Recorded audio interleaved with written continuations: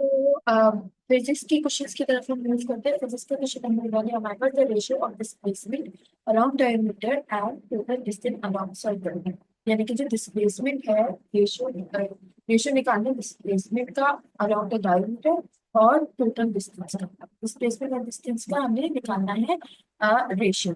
तो आपको पता है जो डिस्प्लेसमेंट होती है वो किसके दरमियान होती है, दो टू ऑपोजिट पॉइंट्स के दरमियान होती है सर्कल के डायमीटर में। यानी कि वो क्या होगी, डिस्प्लेसमेंट हमारे पास 2r। ठीक है। उसके अलावा जो टोटल डिस्टेंस होगा सेमी सर्कल का वो क्या आएगा, पाई आर। तो अब हम इसका रेशियो निकालते हैं।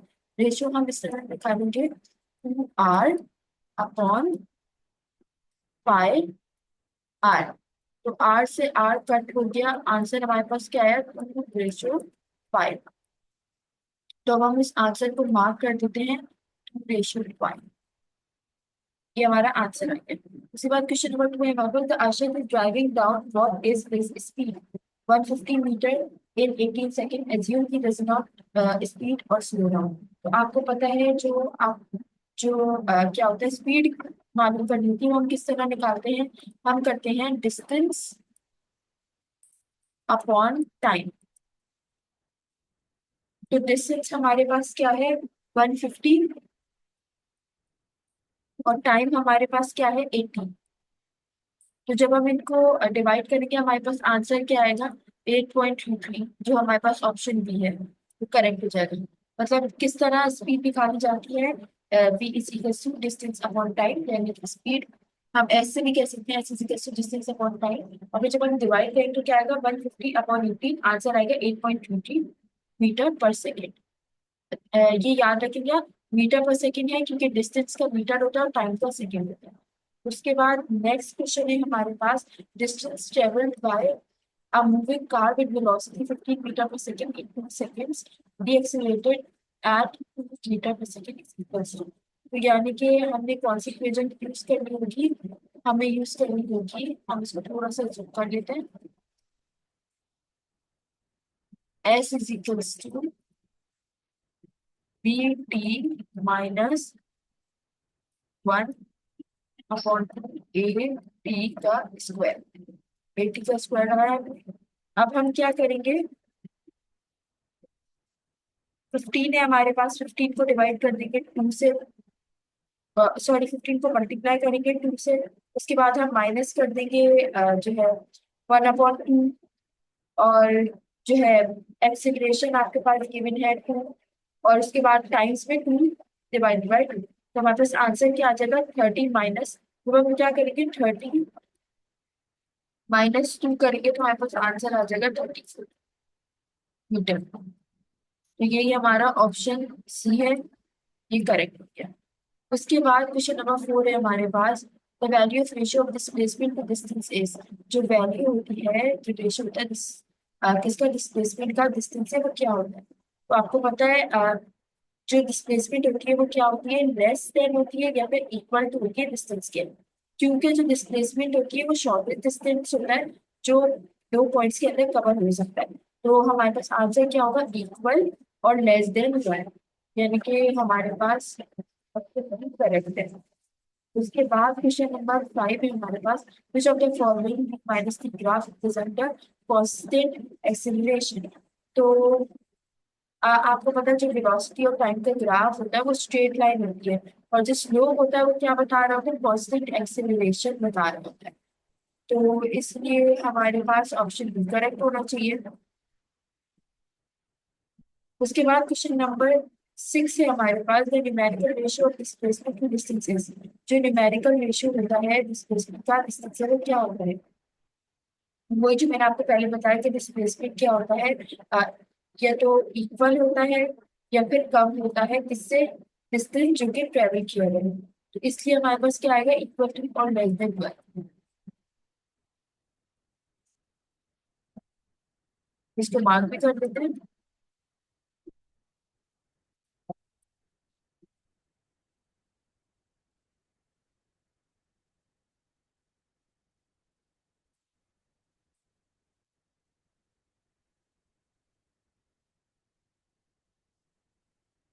मार्क कर दिया।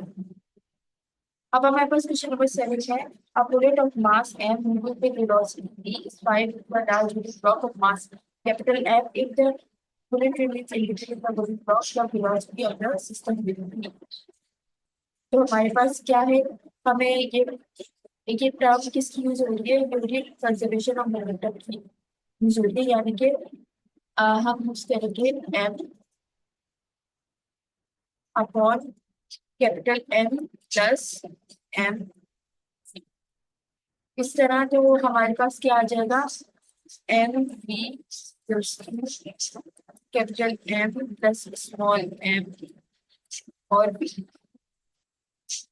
और v इजिकल्स टू क्या हो जाएगा, ये हमारे पास v इजिकल्स टू क्या हो जाना चाहिए। अब हम इन सबको वहां शिफ्ट कर देंगे, v इजिकल्स टू, ये पूरी टर्म आ गई हमारे पास, सॉरी ये पूरी टर्म आ गई हमारे पास, कैपिटल आ गया। अब क्या करेंगे हम, capital M plus small m। तो हमारे पास आंसर करेक्ट होना चाहिए ऑप्शन बी।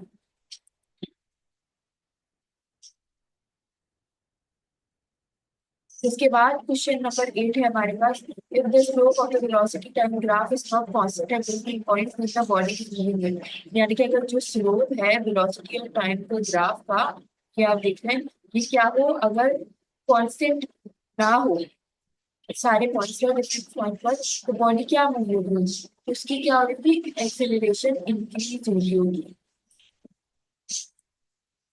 अगर वो क्या हो, वो चेंज कॉन्स्टेंटली चेंज ना हो रहा हो, अब वो अगर चेंज हो रहा है तो एक्सेलरेशन, जब एक्सेलरेशन हो रही है इसलिए क्योंकि वो चेंज नहीं हो रहा है, इसलिए एक्सेलरेशन क्या होगी, इंक्रीज होगी। अब क्वेश्चन नंबर 9 है हमारे पास, साइक्लिस्ट ट्रैवलिंग एट 50 मीटर पर second lies based avoid the collision of 18 metre, find the acceleration. यानी कि साइक्लिस्ट है वो ट्रेवल कर रहा है, वेलोसिटी इसकी क्या है 15 मीटर पर सेकंड, और वो ब्रेक कब अप्लाई कर रहा है, जब 18 मीटर पर। तो आपको सिर्फ ये एक्सेलरेशन मालूम करनी है। हम कौन सा फॉर्मूला यूज करेंगे, उसको हम हटा देते हैं, तो हमें हटाना पड़ेगा।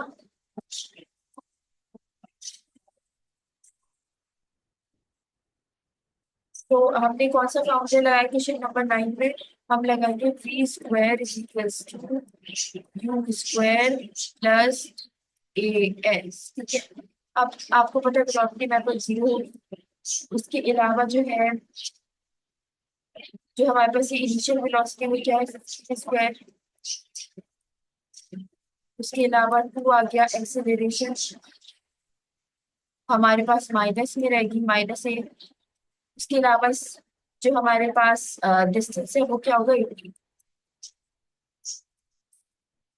तो आंसर हम उस तरह करेंगे कि -5 इज इक्वल्स टू -36a।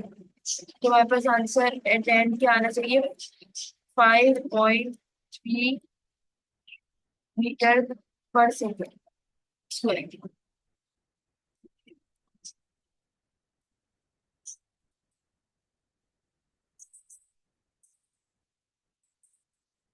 उसके बाद हमारे पास क्वेश्चन नंबर 10 है, Newton's first law of motion is also known as, जो न्यूटन की फर्स्ट लॉ ऑफ मोशन होता है ये तो बहुत इजी, लॉ ऑफ इनर्शिया कहलाता है, ऑप्शन एक करेक्ट है हमारे पास।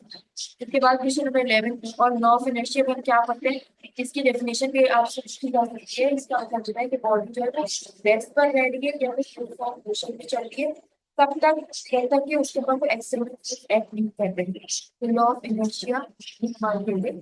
उसके बाद क्वेश्चन नंबर 11 है हमारे पास, एक two objects of equal mass can move towards each other with the same speed v, what is the total final momentum after elastic hair rotation. जबकि दो बॉल्स हैं वो एक साथ मूव कर रही हैं एक दूसरे की तरफ सेम स्पीड में, ठीक है। अब वो क्या हुआ, उनका कोलाइड हो गया, अब वो कोलाइड हो गई, तो अब उनका जो फाइनल मोमेंटम होगा वो क्या होगा, तो आपको पता है जो ऑब्जेक्ट था वो क्या है, ऑपोजिट डायरेक्शन में मूव कर रहा है, तो उनका मोमेंटम क्या हो जाएगा, कैंसिल आउट हो जाएगा सिंपल। तो हमारे पास 0 मीटर पर सेकेंड होना सही है आंसर, ये हम आंसर को मार्क कर देंगे। ऑप्शन डी हमारे पास करेक्ट। उसके बाद क्वेश्चन नंबर 12 हमारे पास from projectile motion in the absence of resistance. तो प्रोजेक्टाइल मोशन के अंदर अगर एयर को एब्सेंट कर दें तो क्या होगा? तो हॉरिजॉन्टल एक्सेलरेशन आपको पता है 0 होती है, और ग्रेविटी क्या करती है? ग्रेविटी अफेक्ट करती है वर्टिकल मोशन पे, और क्या करती है? हॉरिजॉन्टल एक्सेलरेशन को 0 कर देती है। इसकी वजह से हॉरिजॉन्टल एक्सेलरेशन 0 हो जाती है। तो इसी वजह से जो हॉरिजॉन्टल एक्सेलरेशन होती है वो हमारे पास क्या रहती है? वो हमारे पास रहती है 0। मैं दोबारा बता रही हूँ कि जो ग्रेविटी होती है वो अफेक्ट करती है, सिर्फ अफेक्ट करती है वर्टिकल मोशन पे, और हॉरिजॉन्टल एक्सेलरेशन को 0 कर देती है। इसीलिए हमारे पास आंसर ही करेक्ट है। उसके बाद क्वेश्चन नंबर 13 में हमारे पास एकदम एंगल और projection is larger than the circle. अगर जो एंगल है उस पर प्रोजेक्ट कर रही है और ये कुछ भी, तो क्या 45 डिग्री से ज्यादा होगा तो क्या होगा? तो एंगल इंक्रीज हो जाएगा, और हाइट जो होगी वो भी इंक्रीज हो जाएगी, और रेंज क्या हो जाएगी? डिक्रीज हो जाएगी। तो यही वजह है कि हमारे पास क्या करेक्ट होना चाहिए? तो जो एंगल होता है वो इंक्रीज कराता है, एंगल इंक्रीज होता जाता है जितना हम हाइट इंक्रीज करते रहते हैं, तो रेंज क्या होती है? रेंज डिक्रीज होती जाती है। तो ये जो है 45 हम इंक्रीज करते हैं। तो आंसर हमारे पास ये बचे कि हाइट जो अटेन हुई है प्रोजेक्टाइल की वो किससे ज्यादा है? Will be more, but the range is less. मतलब जो हाइट होगी वो इंक्रीज होती रहेगी और रेंज जो होगी कम होगी। जबकि एंगल इंक्रीज हो रहा है तो हाइट भी इंक्रीज होगी लेकिन रेंज कम होगी। ऑप्शन हमारे पास होना चाहिए करेक्ट,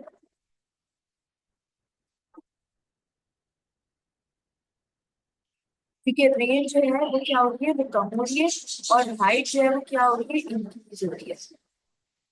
उसके अलावा क्वेश्चन नंबर 14 है हमारे पास, जो slope of distance time graph is always. जो स्लोप होता है डिस्टेंस और टाइम ग्राफ का वो क्या होता है? जो डिस्टेंस जो होता है हमेशा इंक्रीज हो जाता है टाइम के साथ, और जो उसको क्या दे देता है? पॉजिटिव स्लोप दे देता है। डिस्टेंस मैं दोबारा बता रही हूँ, डिस्टेंस जो होता है हमेशा इंक्रीज होता रहता है, इसी तरह वो पॉजिटिव स्लोप बना रहे होते हैं। इसलिए हमारे पास ऑप्शन डी करेक्ट होना चाहिए, पॉजिटिव।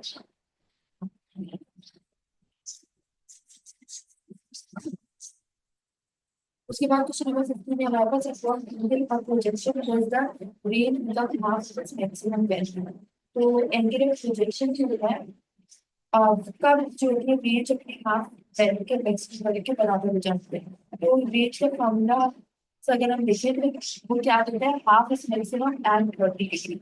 अपना आधा जो है अपने ऑर्डर 30 डिग्री पे दे रहा है। उसके बाद क्वेश्चन नंबर 16 है हमारे पास, if we drop an object its initial velocity is 0, how far will it fall in time? क्योंकि अगर हम कोई चीज को देख रहे हैं उसकी इनिशियल वेलोसिटी क्या होगी? 0 होगी। तब तो हो रहा है इसकी चीज जब आप इसे देखने वाले थे।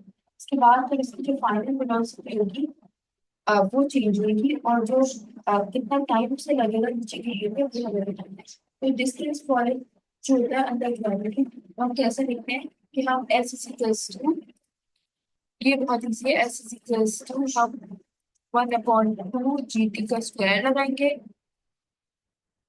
ठीक है। उसके बाद आप जब उसको 9.8 को इस तरह माइनस डिवाइड करके तो क्या आ जाएगा हमारे पास आंसर? 4.9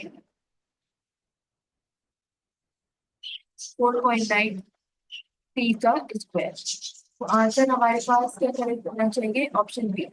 इसके बाद क्वेश्चन नंबर 7 का है, the Newton second is unit of, जो न्यूटन सेकंड है वो किसका यूनिट है?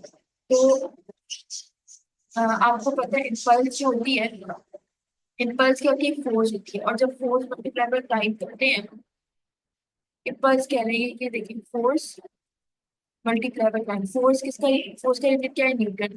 और ये सेकंड किसका है? टाइम का, तो न्यूटन सेकंड हो गया।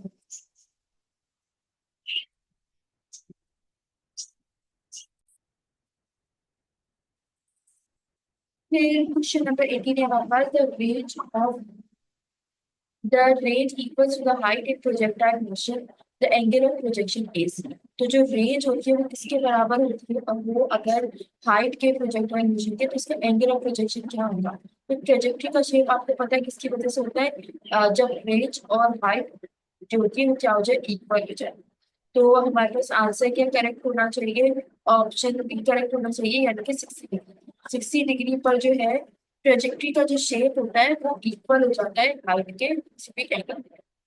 उसके बाद क्वेश्चन नंबर 19 है हमारे पास, the product of force and time is equal to, यानी कि जो प्रोडक्ट होता है फोर्स और टाइम का वो किसके बराबर होता है, वो इम्पल्स के बराबर होता है, जो कि क्या होता है अ, किसके बराबर होगा, चेंजिंग मोमेंटम के बराबर होगा। ऑप्शन हमारे पास करेंगे, यानी कि इम्पल्स किसके बराबर होगी, फोर्स टाइम के। और अब अगर इसके अंदर क्या हो रहा है, प्रोडक्ट निकल रहा है इसका, तो हमारे पास आंसर होगा चेंजिंग मोमेंटम, ऑप्शन सी।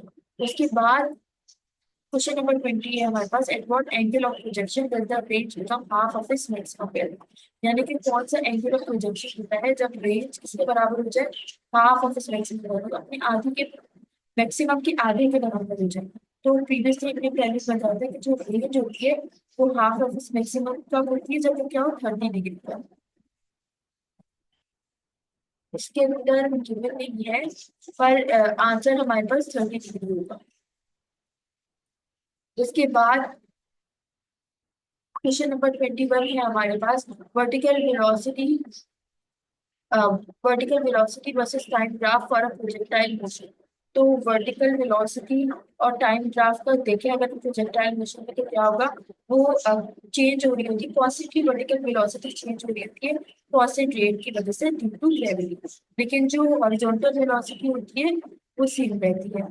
तो हमारे पास क्या होगा, जो वर्टिकल वेलोसिटी होती है वो चेंज हो रही है। ऑप्शन ए हमारे पास सही होना चाहिए, ठीक है, वेरीज कर रही होती है लीनियरली, कंटिन्यूसली कांस्टेंट रेट पर चेंज हो रही होती है। उसके बाद क्वेश्चन नंबर 22 हमारे पास, द मैग्नीट्यूड ऑफ डिस्प्लेसमेंट, जो मैग्नीट्यूड होता है डिस्प्लेसमेंट का वो क्या होता है, आपको पता है जो स्ट्रेट लाइन का डिस्टेंस होता है बिटवीन इनिशियल पॉइंट और फाइनल पोजीशन में, तो डिस्प्लेसमेंट क्या होता है, हमेशा सबसे छोटा डिस्टेंस होता है, स्ट्रेट लाइन डिस्टेंस होता है। इसीलिए हम इसको ऑप्शन बी को सही कहेंगे कि straight line distance between initial और फाइनल पोजीशन, उसको बोलते हैं हम डिस्प्लेसमेंट। ऑप्शन बी हमारे पास क्या होना चाहिए, करेक्ट होना चाहिए। इसके अंदर जो था ऑप्शन ए करेक्ट था, इसके अंदर ऑप्शन बी करेक्ट होगा। उसके बाद क्वेश्चन नंबर 23 हमारे पास होता है, displacement is equal to metre and time is 10 second, what is the average velocity, मतलब कि डिस्प्लेसमेंट क्या हो 15 मीटर हो और टाइम हो 10 सेकंड, तो एवरेज वेलोसिटी क्या होगी। तो वेलोसिटी कैसे मालूम करते हैं आप, ये वेलोसिटी है डिस्प्लेसमेंट डिस्प्लेसमेंट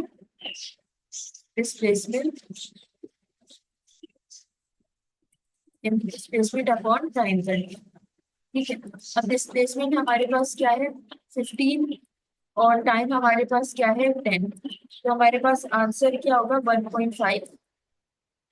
अब पॉइंट को यू बीच में मूव करेंगे तो हमारे पास आ जाएगा 1.5 मीटर पर सेकेंड, ये हमारा ऑप्शन भी करेक्ट है।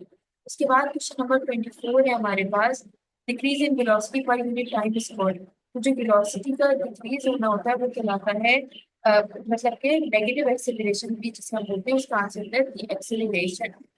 उसके बाद क्वेश्चन नंबर 25 में हमारे पास, the slope of a velocity time graph represent, यानी कि जो वेलोसिटी टाइम ग्राफ होता है वो क्या बताता है, तो rate of change of velocity जो होती है वो बता रही होती है एक्सेलरेशन।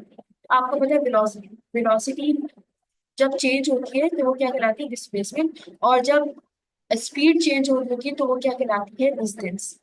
इसी तरह जो है, जब डिस्टेंस चेंज हो रहा होता है तो वो डिस्टेंस चेंज हो रहा होता है तो वो क्या बना रहा होता है, स्पीड, और जब वेलोसिटी डिस्प्लेसमेंट चेंज हो रहा होता है तो बना रहा होता है वेलोसिटी।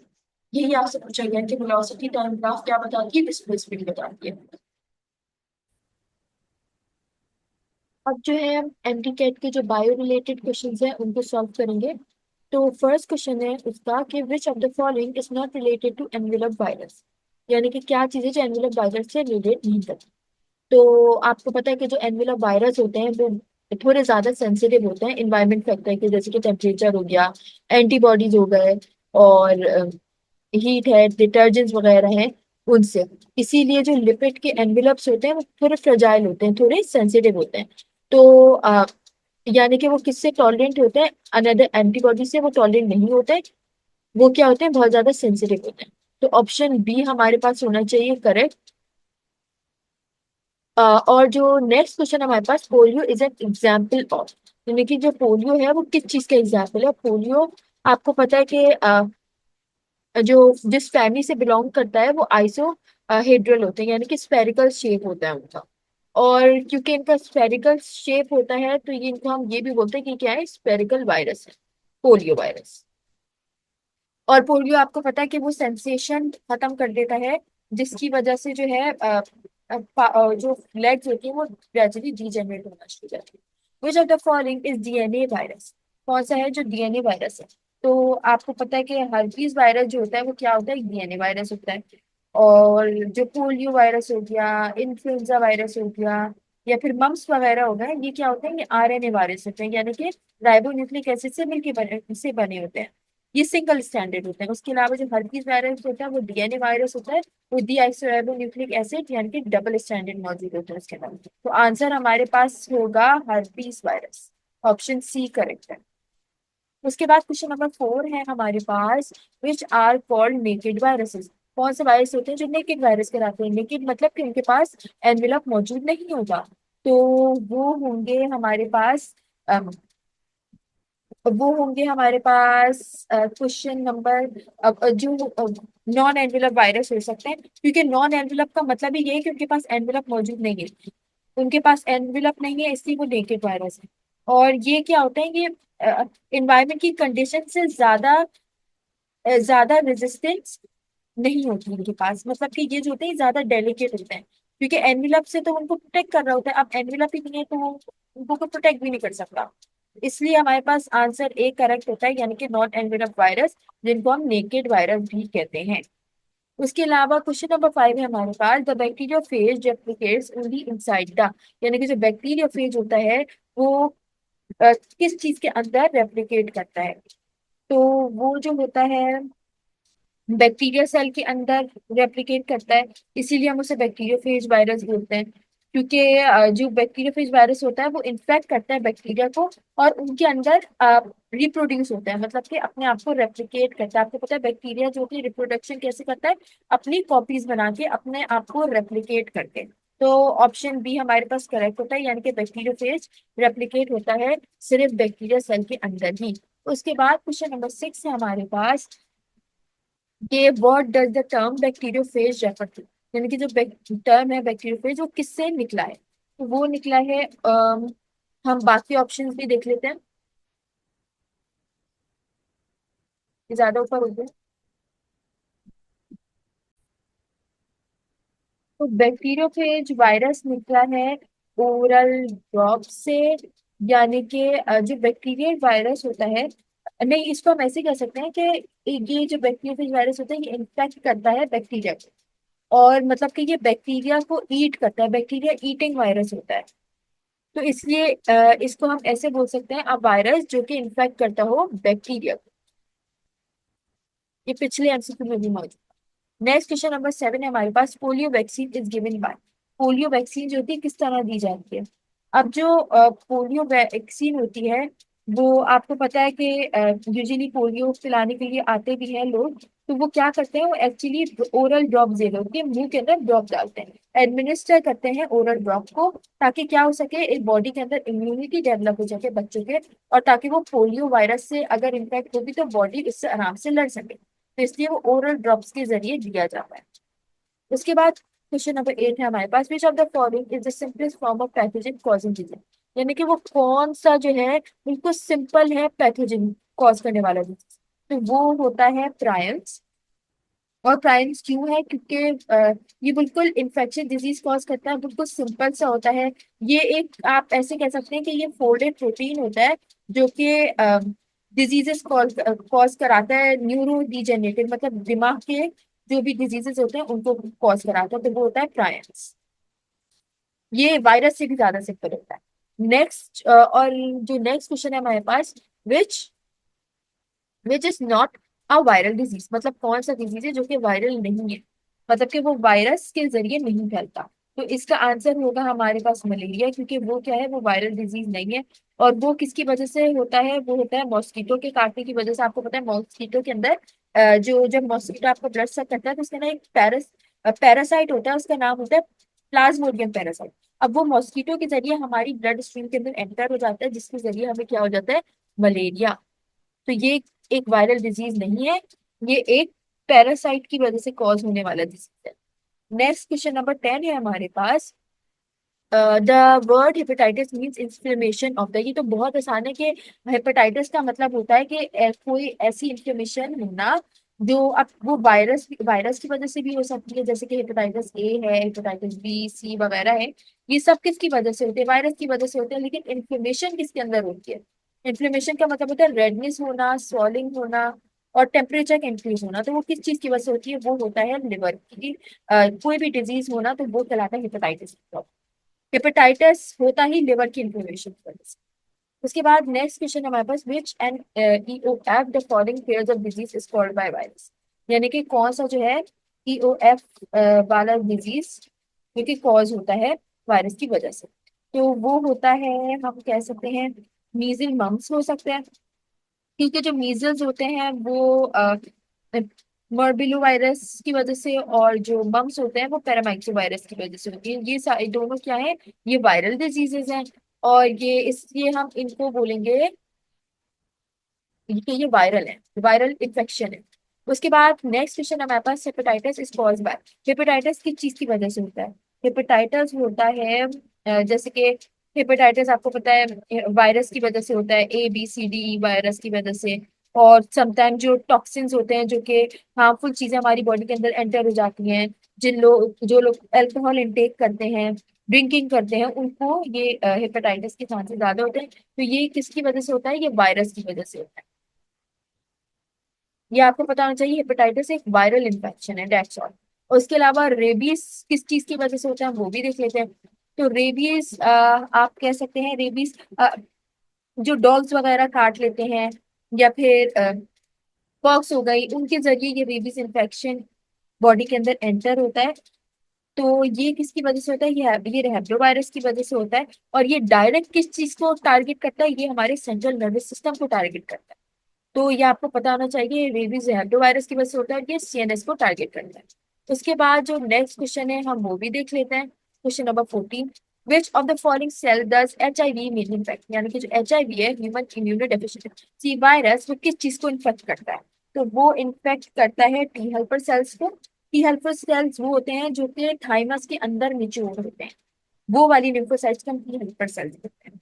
तो HIV इन्फेक्ट किसकी वजह से होता है, टी हेल्पर सेल की वजह से होता है। ठीक है। और जो है ये हमारे इम्यून सिस्टम को, इम्यून सिस्टम क्या होता है, ये हमारी बॉडी को प्रोटेक्ट करता है फ्रॉम फ्रॉम फॉरेन बॉडीज। अब फॉरेन बॉडी कोई चीज हमारी बॉडी के अंदर एंटर हो गई है, तो हमारा इम्यून सिस्टम बॉडी को प्रोटेक्ट करेगा, बॉडी के पुलिस के तरह काम करेगा।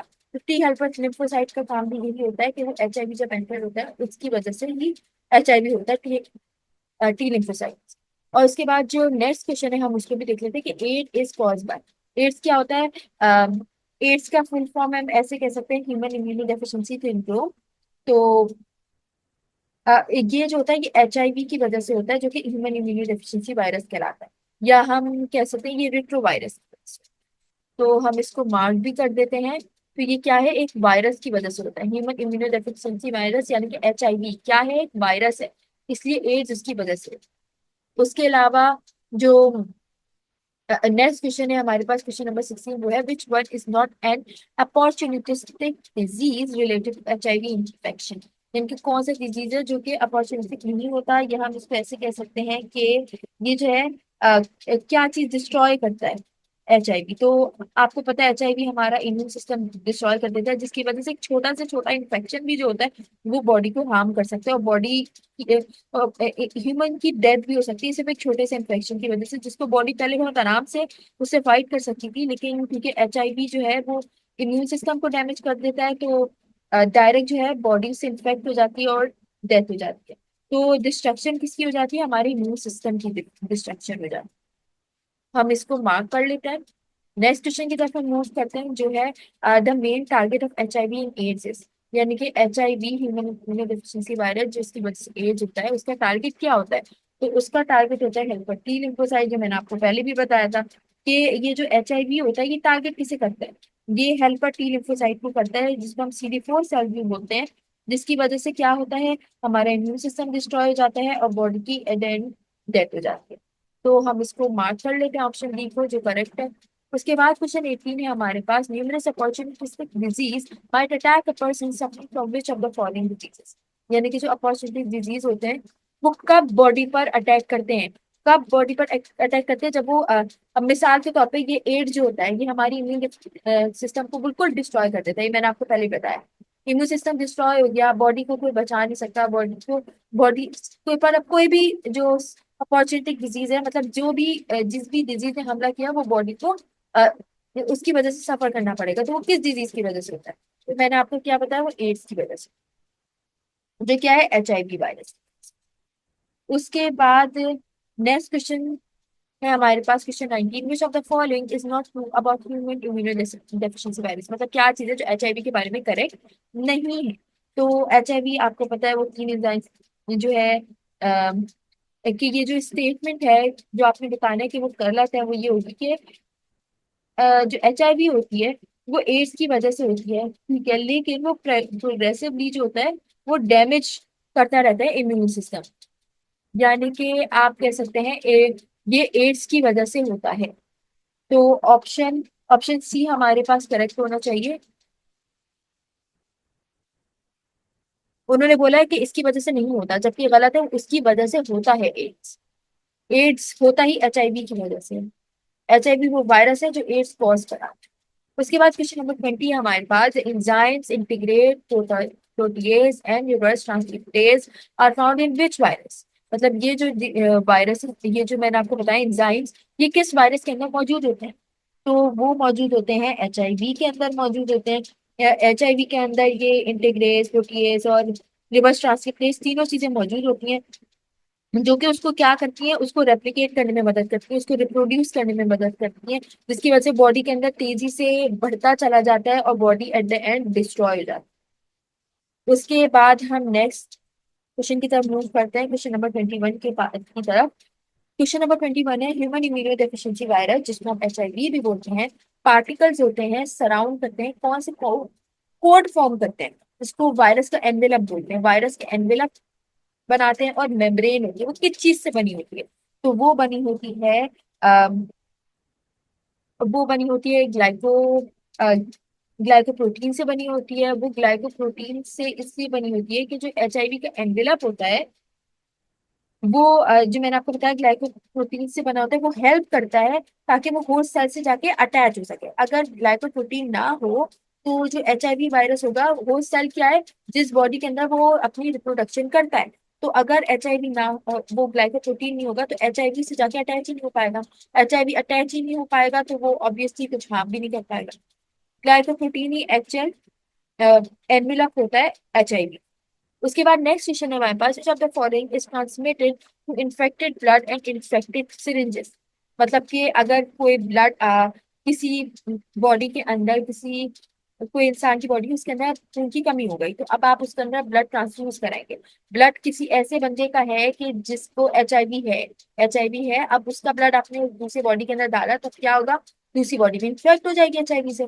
या फिर कोई ब्लेड वगैरह हो गया उसके थ्रू हो सकती है, सेक्सुअल इंटरकोर्स के थ्रू हो सकती है। और सिरिंजेस होते हैं जैसे कि एक बॉडी के अंदर आपने एक बॉडी के अंदर कोई इंजेक्शन इंजेक्ट किया और पता चला कि वो जो इंसान था उसको क्या था, HIV था, और आपने दूसरी बॉडी में डाल दिया, तो अब क्या होगा, उस बंदे को भी HIV हो जाएगा।